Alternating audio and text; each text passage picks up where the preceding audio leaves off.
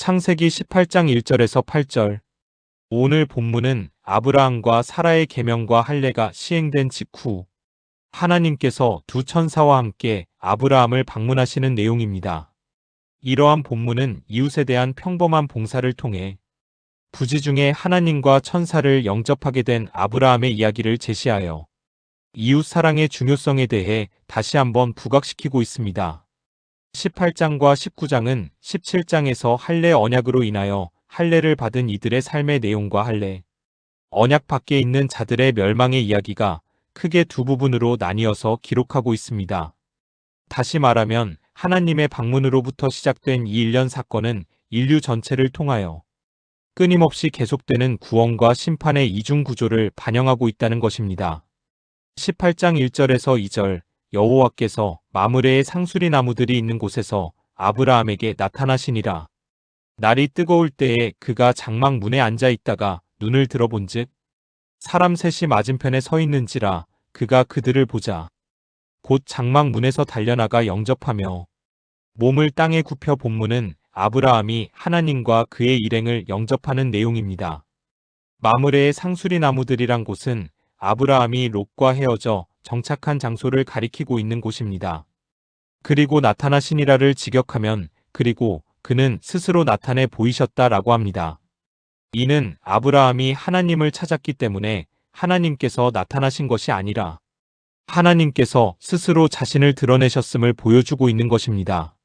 한편 하나님이 나타나신 때는 뜨거울 때라고 본문은 말하고 있습니다. 팔레스타인 지방의 정오는 보통 화씨 150도 이상이 된다고 합니다. 그래서 지금도 그 시간에는 대부분 낮잠을 자거나 집안에서 쉰다고 합니다. 아브라함 또한 장막 문 앞에서 쉬고 있었을 것입니다. 고대 근동의 관습에는 낯선 손님이라도 환대하여 맞이하는 관습이 있었다고 합니다.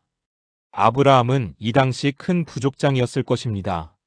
왜냐하면 14장에서 아브라함이 조카 롯을 구출하기 위하여 자신의 사병 318명을 데리고 갔다는 것을 보면 아브라함은 적어도 2000명 이상의 큰 부족장이었음을 알 수 있습니다. 몸을 굽혀 영접했다는 것은 이 당시 고대 근동에서 귀한 방문자에게 최대한 예의 갖춘 인사 방식이라고 합니다. 즉 나그네 사랑을 몸소 실천하고 있다는 것입니다. 이것이 바로 할례 언약 백성의 몸가짐이라고 본문은 암시하고 있는 것입니다. 예수님 또한 마태복음 25장 35절에서 40절에 이런 사랑을 강조하셨다는 것을 초대 그리스도인들은 잘 알고 있었을 것입니다.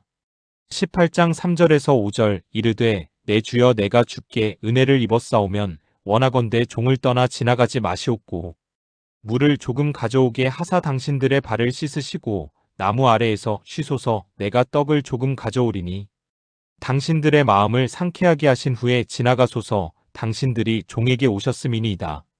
본문은 아브라함이 하나님께 자기 집에서 쉬어갈 것을 간청하는 내용입니다. 본문에서 내 주여에 해당하는 아도나이는 주주인, 소유주를 뜻하는 의미를 하고 있다고 합니다.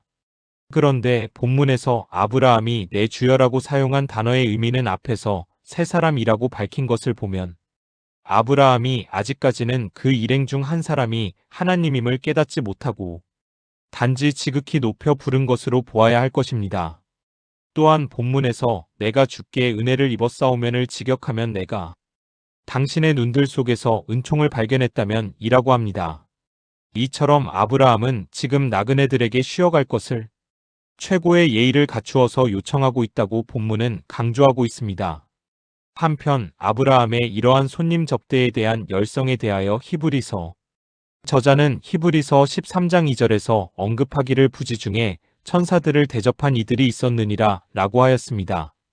또한 4절에서 쉬소서란 의미는 나무 그늘에서 휴식하며 식사하기에 가장 편한 자세를 취하라는 의미라고 합니다.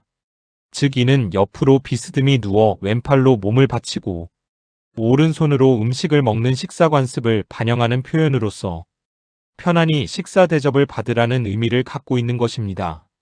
즉 여행으로 인한 피곤한 육체를 쉬게 하고 음식을 먹음으로써 기력을 회복하고 재충전하라고 아브라함은 말하고 있습니다. 그 이유는 당신들이 종에게 오셨음이라고 본문은 말하고 있습니다. 그런데 이 본문을 직역하면 왜냐하면 당신들이 당신들의 종에게 지나가셨기 때문입니다. 라고 합니다.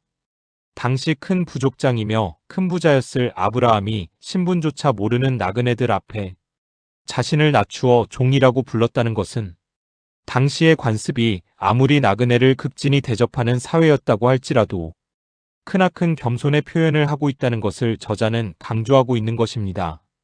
18장 6절에서 8절 아브라함이 급히 장막으로 가서 사라에게 이르되 속히 고운 가루 세 스아를 가져다가 반죽하여 떡을 만들라 하고 아브라함이 엉긴 젖과 우유와 하인이 요리한 송아지를 가져다가 그들 앞에 차려놓고 나무 아래에 모셔 섬에 그들이 먹으니라. 본문에서 가루로 번역된 케마오는 유목민들의 일상적으로 먹는 밀가루를 가리키나 본문에서 고운으로 번역된 솔레트 와악에 쓰였다는 것은 귀한 손님들에게만 제공하는 아주 고운 가루를 사용했음을 나타내는 것입니다.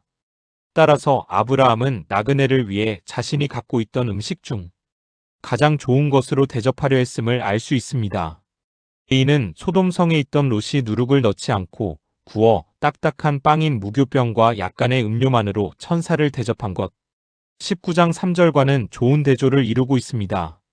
또한 본문에서 스아는 곡물, 가루 등의 도량형의 단위로서 세 스아는 약 22리터의 고운 밀가루가 사용된 것으로 나그네 3명을 대접하기에는 매우 많은 분량이었습니다. 즉 아브라함은 나그네들을 대접하기 위해 아주 귀한 밀가루를 아끼지 않고 넉넉하게 제공했다는 것을 본문은 강조하고 있습니다. 또한 아브라함은 하인들이 있음에도 불구하고 자신이 직접 기름지고 좋은 송아지를 잡아 하인으로 하여금 요리를 하게 한 것은 아브라함이 나그네들에게 최상의 예우를 대접했음을 의미하고 있습니다.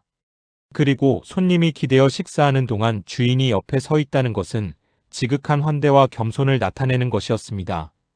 본문은 아브라함이 과도하게 나그네를 대접하는 장면을 묘사하고 있는 것을 알 수 있습니다. 그런 저자의 의도는 무엇일까요? 이는 하나님의 할례, 언약 속에 들어있는 구원받은 성도들의 특징을 강조하기 위함이었을 것입니다.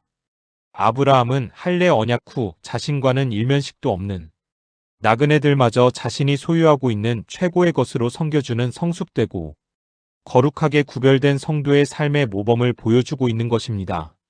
신명기 10장 18절에서 19절입니다.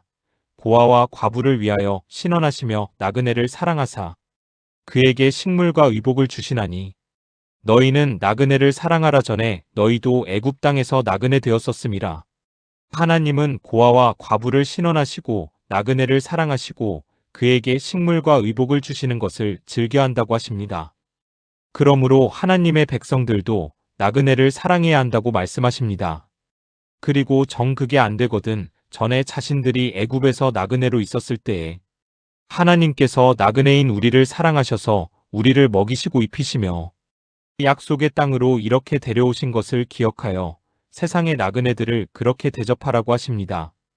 예수님 또한 마태복음 22장 36절에서 40절에 하나님 사랑과 이웃 사랑을 제일 큰 계명으로 말씀하셨습니다. 이것이 바로 할례 언약을 맺은 백성이 지켜야 할 제일 큰 계명이라고 저자는 강조하고 있는 것입니다. 바울 또한 사랑은 율법의 완성이다라고 로마서 13장 8절에서 10절에 말하였습니다. 이 시간 나는 과연 하나님 사랑과 이웃 사랑을 삶을 통해서 실천하고 있는지 한번 점검해보는 시간이 되었으면 합니다.